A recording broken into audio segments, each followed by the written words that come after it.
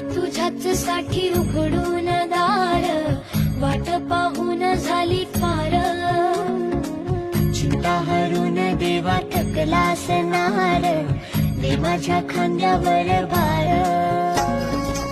थोडाईचं टेकून जा, घास खाऊन माझ्या हातातला.